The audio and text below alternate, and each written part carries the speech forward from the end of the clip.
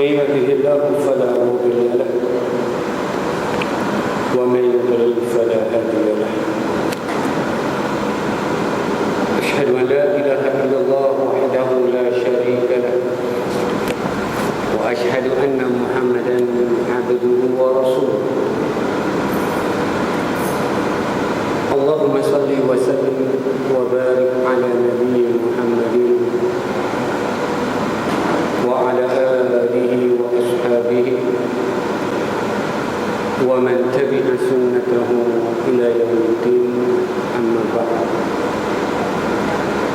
Para jemaah muslimin muslimat, ibu, bapak-bapak, anak-anak, putra dan putri, ikhwan wa akhwat iman rahimakumullah. Alhamdulillah. Mari seperti mana biasa kita mulakan kuliah mingguan kita yang kita namakan kuliah hadis.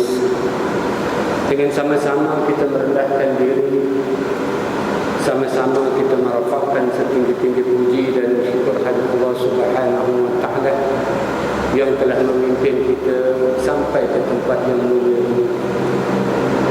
Kita selalu sebut alhamdulillah, segala puji bagi Allah alladzi hadana li hadza, yang telah memimpin kami ke tempat ini. Wa ma kunna linahtadiya laula an hadana.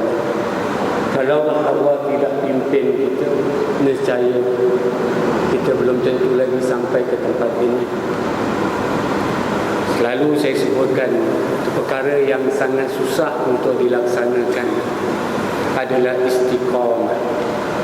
Istiqamah berpegang teguh dengan melaksanakan perkara-perkara yang baik. Malam ni, itu benda yang kita sebut biasa orang dah balik kerja tinggal nak lepak aja. Sudahlah malam, hujan pula, Allahu Akbar. Rasa tadi tu kalau duduk kat depan TV, apa cerita dia ni? Rumah pula masak apa? Just fun, macam-macam. Tinggal lepak belengkar nak beranak macam beruang, seronok. Tapi rupa-rupanya Allah Subhanahu wa taala menyaring dan memilih hamba-hambanya yang tertentu. Antum semua terpilih dan tersaring. Saya yakin bukan sekadar kerana muhasabah, tapi kerana anda mujahadah.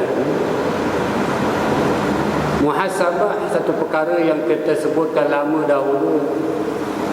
Melihat cermin yang betul, tengok diri kita mana satu kekurangan yang ada, langsung kita ikuti dengan mujahadah.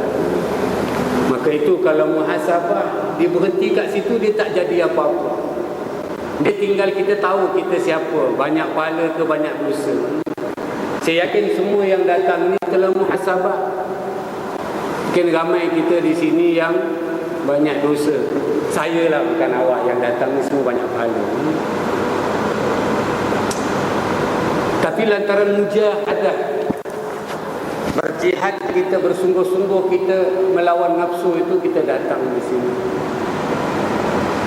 Maka saya pribadi mendoakan kepada semua yang hadir, seperti mana yang Nabi SAW janjikan, yang kata Nabi, man salaka tariqan yaltamisu bihi ilman sahalallahu lahu tariqan ila jannah. Siapa-siapa yang mujahadah, siapa-siapa yang bersungguh-sungguh menempuh satu jalan yang sangat susah dia lalui, yang jalan itu semata-mata untuk menuntut ilmu, sahalallahu lahu tariqan ila jannah. Allah Subhanahu wa taala permudahkan kepada dia supaya nanti dia mendapat satu jalan untuk menuju ke syurga. Mudah-mudahan Allah Subhanahu wa taala mengabulkan permintaan kita. Mudah-mudahan niat kita yang tulus ikhlas, kita sanggup meninggalkan segala kehendak nafsu kita semata-mata untuk duduk seketika dalam rumah Allah beriktikaf sambil dihidani, dihiasi, disirami dengan ayat-ayat Quran dan hadis-hadis Nabi sallallahu alaihi wasallam. Saya yakin tidak ada lagi tangkal, tidak ada lagi formula, tidak ada lagi resepi yang lebih baik daripada Al-Quran dan Sunnah. Kita yakin insya-Allah. Ala bizikrillah tutma'innul qulub. Ketahuilah dengan banyak mengingat Allah, hati akan jadi tenang, insya-Allah. Mudah-mudahan Allah tenangkan, amankan, damaikan diri, keluarga dan kehidupan kita. Mudah-mudahan hadirnya kita pada malam ini kita ternasihat dengan ayat Al-Quran dan hadis-hadis Nabi SAW. Mudah-mudahan juga kita dapat sedikit ilmu, yang ilmu itu dapat kita fahami dan sudah tentulah natijah, matlamatnya untuk kita amalkan dalam kehidupan kita.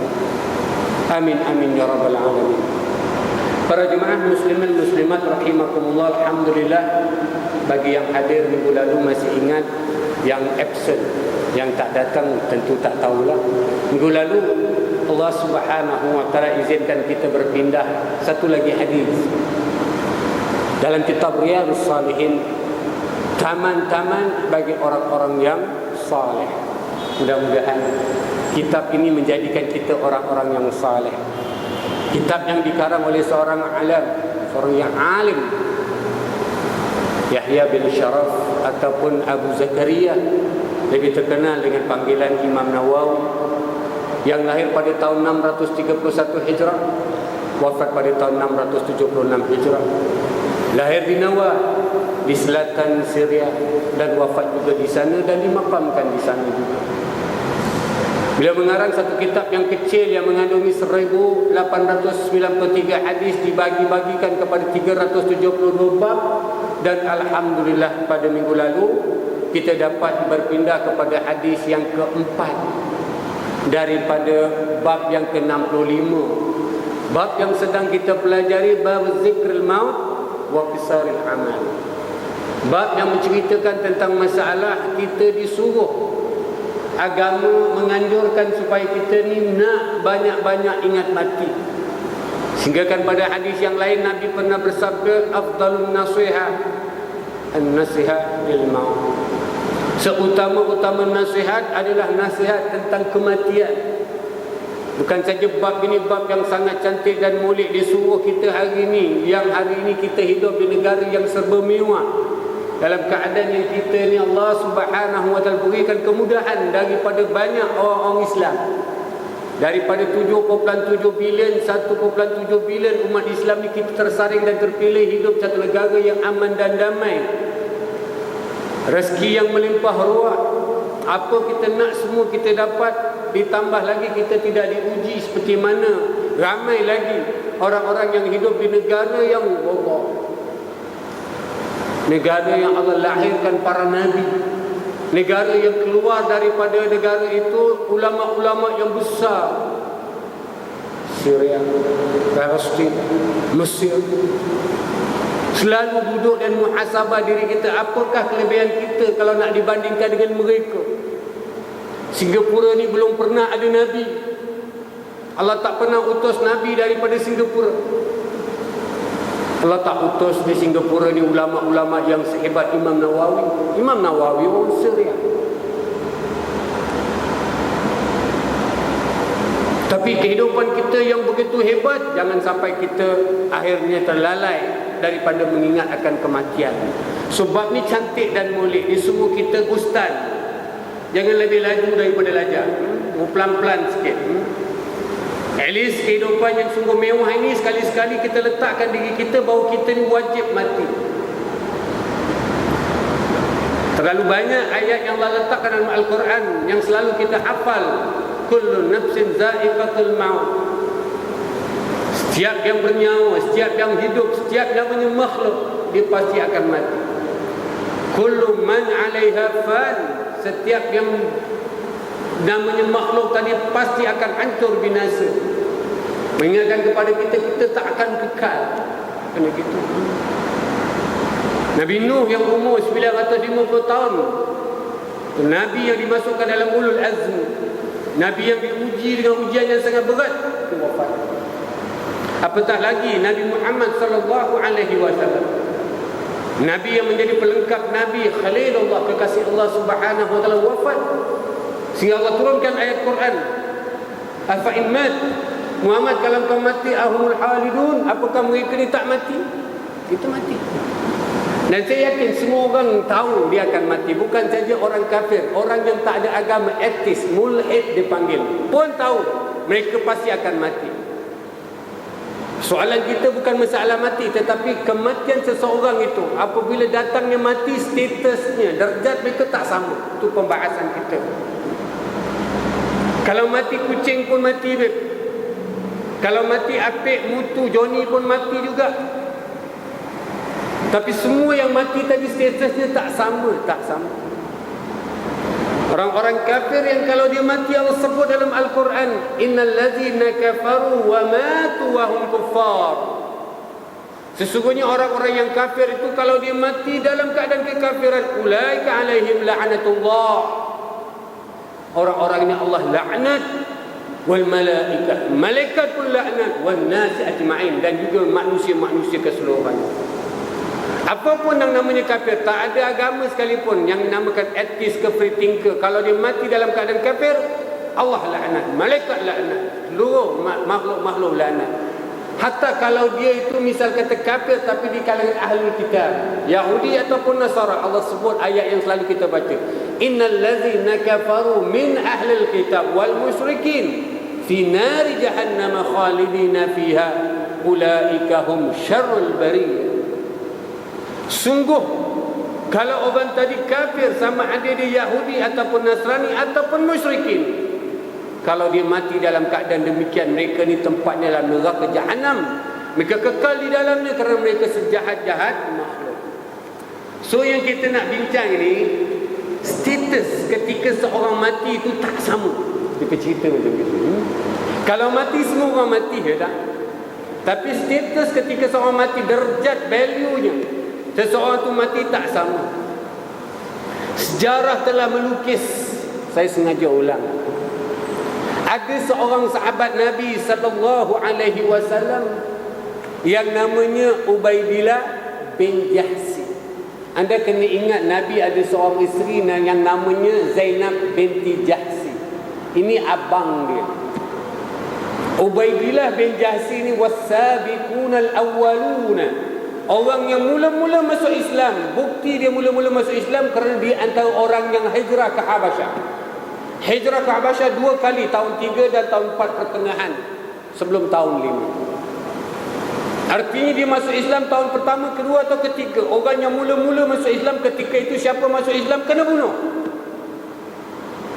Siapa masuk Islam diboykot, siapa masuk Islam diherdi dan berbagai-bagai lagi. Tapi dia masuk Islam, yang lebih hebat lagi, isterinya Ramlah binti Abi Sufyan. Isterinya adalah anak kepada Abu Sufyan. Abu Sufyan sebelum masuk Islam tahun 8 Hijrah, Fathul Mekah.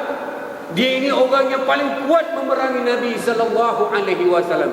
Bukan saja 13 tahun di Mekah, hatta peperangan Badar apabila Abu Jahal mati dalam peperangan Badar. Apabila selepas peperangan Badar berita yang disampaikan di Mekah, Abu Lahab pula mati, ya tak?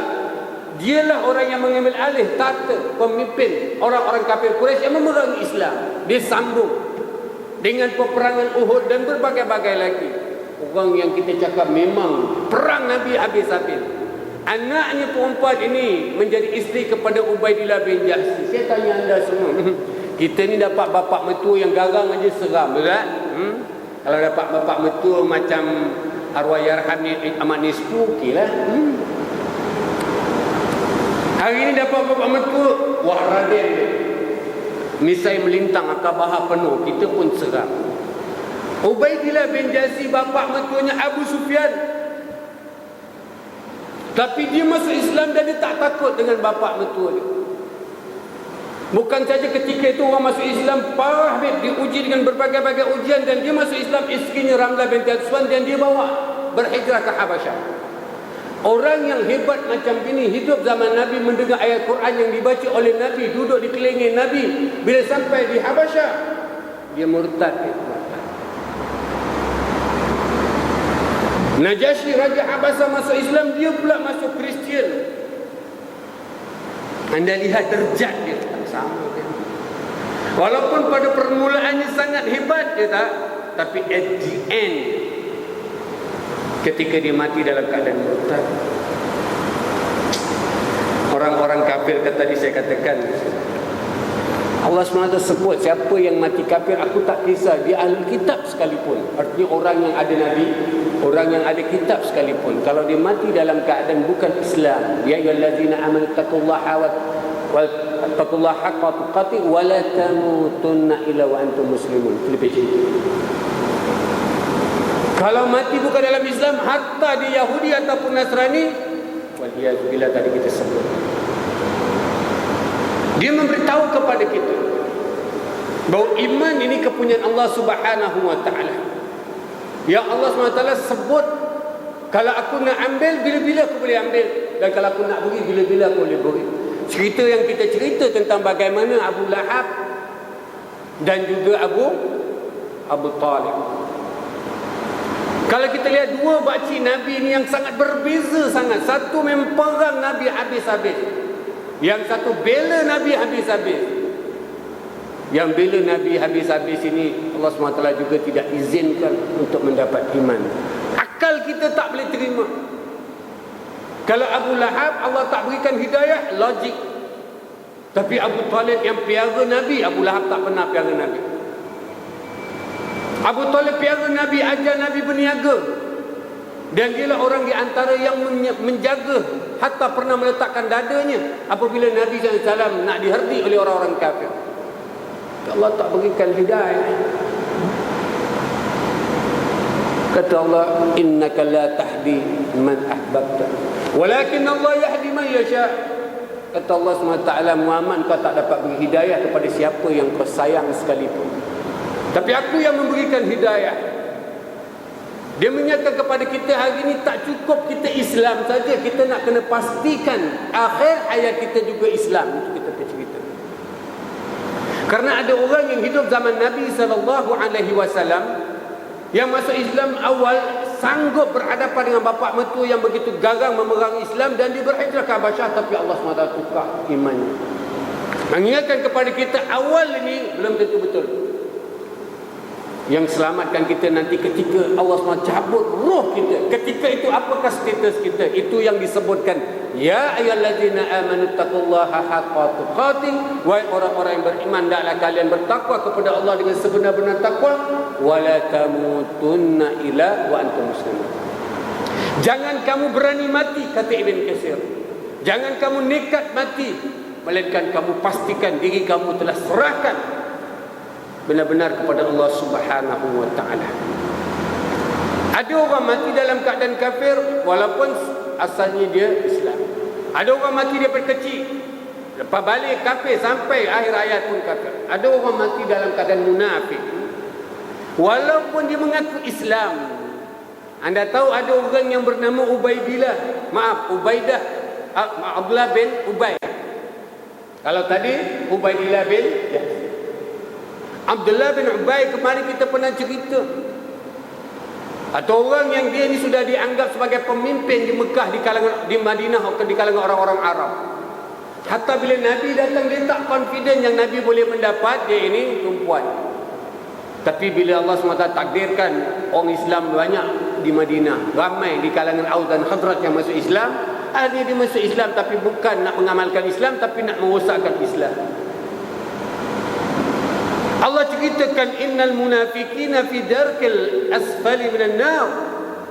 Orang yang mati dalam status dia itu munafik, dia berada di dar, satu tempat asfal, yang paling bawah daripada neraka, dan tak ada orang pun yang nak tolong dia. Abdullah bin Ubay ketika dia mati tu, mari saya cerita, memang orang munafik ni macam gitu. Dalam waktu hidup bikin kacau, nak mati pun bikin kacau juga. Anaknya juga nama Abdullah. Dia cakap dengan anak dia, kau pergi jumpa Rasulullah. Pasal dia munafik, dia panggil Nabi pun Rasulullah. Tolong minta, kalau boleh dapat baju Nabi, aku ni nak mati. Kalau mati dapat pakai baju Nabi pun jadi. Macam itu kemarin kita cerita. Ketika Abdullah datang, Nabi sedang berada dengan Umar bin Khattab. Anaknya Abdullah terpaksa cakap dengan Nabi, Nabi ambil baju Nabi kasih, tak ada masalah, pakai. Umar bin Khattab marah, katanya, ya Rasulullah, orang yang macam gini beruntung, mati dapat pakai, ya ini baju kamu. Apa kata Nabi? Ya Umar, Tak ada satu pun jaminan orang yang mati pakai baju aku masuk surga. Tak ada jaminan. Jaga baik-baik hari ni dia semua dapat janggut Nabi pun jadi kadang-kadang. Allahu Akbar. Di Palestin, di As-Sakhrah, orang Melayu selalu klaim mana satu yang dikatakan yakni Masjidil Aqsa, mana satu yang dikatakan As-Sakhrah. Kita tanya orang Melayu mana yang dikatakan Masjidil Aqsa, semua tunjuk yang dum kubah yang macam emas tu, dicakap macam itu. Ini diayah orang-orang Yahudi. Anda tengok televisyen, anda tengok gambar, mana semua boleh cakap pasal Masjidil Aqsa, dia akan tunjuk benda tu supaya orang Melayu dia berkepala itulah Masjidil Aqsa. Padahal itu bukan masjid As-Sakhrah, bukan masjid, Dome of Rock. Media pandai meletakkan supaya kita ni sibuk dengan benda tu, ya tak? Itu di Aqsa tu digali, dikorek dan macam-macam, ya tak? Kita tak tahu. Lagi orang Melayu pergi sana macam-macam kurafat, tahayul yang mereka bikin ni tak. Orang Melayu tu cakap tu batu bergantung, batu tergantung. Allahu Akbar. Dia pula bikin cerita, kata kenapa batu tu tergantung? Pasal waktu Nabi nak Mi'raj, batu tu nak ikut. Oh, orang dengar pun Israeliat. Tak tergantung pun, tak. Cuma batu tu kebetulan dekat atas tinggi sedikit dan bawah tu ada lubang, jadi macam gua. Yang teruk orang datang kat bawah sembahyang buat gitu. Orang Melayu ni pantang tengok batu. Tengok batu ni macam gian, nak sembahyang aja. Sembahyang apa ke tak? So kita nak kena sebut betul-betul. Tempat Nabi Mi'raj kita terima tempat yang suci. Masuk ke bawah tu ada lubang. Saya ke sana orang-orang semua sibuk masuk tangan. Kita pun kepo kan.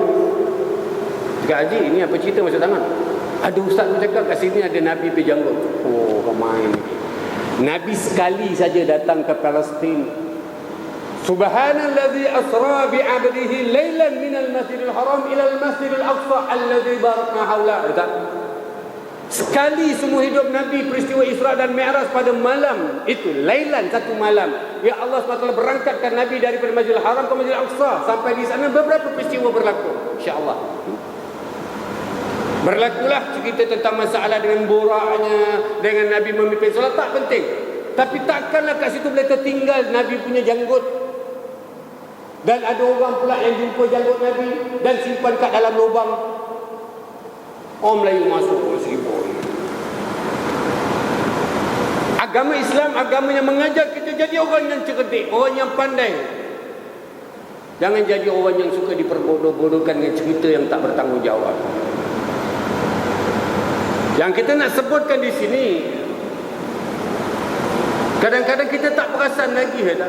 Ada benda yang kita dapat, janggut Nabi lah, baju Nabi. Dia bikin pedang Nabi ni dekat Turki, dekat mana-mana lah. Disimpankan, dikatakan ini saif Rasulullah, pedang saif, pedang Rasulullah. Kita tengok akal tak boleh terima. Satu pedang yang penuh dengan intan permata. Mustahil Nabi SAW akan mempunyai pedang macam gitu. Nabi orang yang zahid, ya Allah, orang yang zuhud. Pakaiannya sederhana, makannya sederhana, bajunya sederhana. Takkan pedang ni penuh dengan zamrud? Tak logik. Dia tulis itu pedang Nabi. Orang-orang pun tengok, oh ambil gambar pedang Nabi. Pedang Nabi, percaya sangat gitu.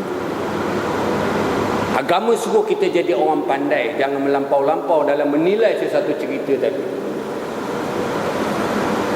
Baju Nabi kita cakap memanglah ada khususiat. Tapi cerita tadi Umar mengatakan, dia kata, ya Rasulullah, beruntungnya Abdullah bin Ubay, orang yang macam ini buat kacau banyak tapi mati dapat pakai baju tuan. Kata Nabi, ya Umar, tidak ada jaminan orang yang pakai baju aku masuk surga. Walaupun Nabi kesian dengan anaknya Abdullah juga. Sampai bila dikuburkan, Nabi pergi ke kuburan, Nabi doa. Nabi kesian dengan dia. Apa kata Allah SWT dalam surah Taubah ayat 80, balik anda baca.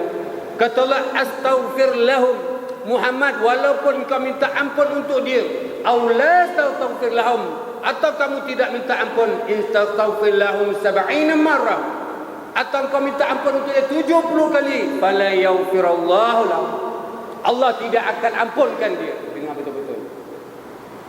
Kalau orang tadi mati status dia kafir atau munafik, mengaku Islam, Apa makna munafik?